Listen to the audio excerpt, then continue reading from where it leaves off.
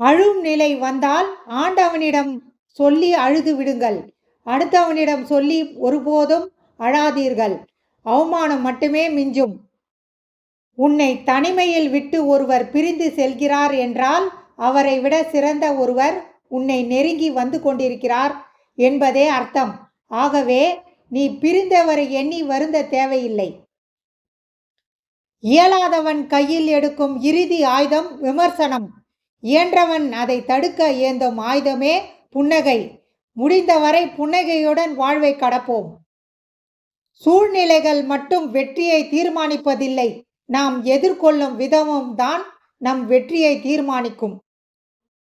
நிராகரிப்புகளை கண்டு மனம் உடையாதே. உன்னை யாராவது தூக்கி எறிகிறார்கள் என்றால் இறைவன் உன்னை மேலே தூக்கி விடுகிறான் என்று அர்த்தம்.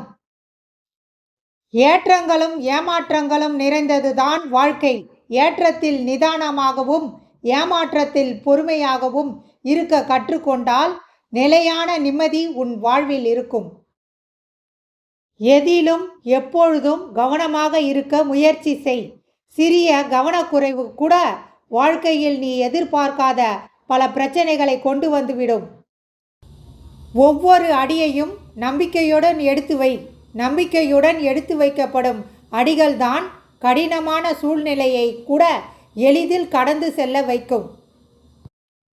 பிறர் நம்மை தவறாகவோ அல்லது இழிவாகவோ பேசுகிறார்கள் என்று கவலைப்பட வேண்டாம்.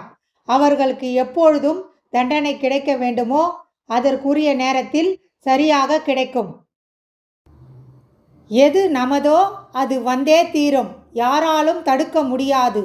நமதில்லாதது எது செய்தாலும் வராது. யாராலும் தரவும் முடியாது. வாழும் வரை வாழ்க்கை வாழ்ந்து காட்டுவோம் மற்றவர்களின் இதயத்தில்.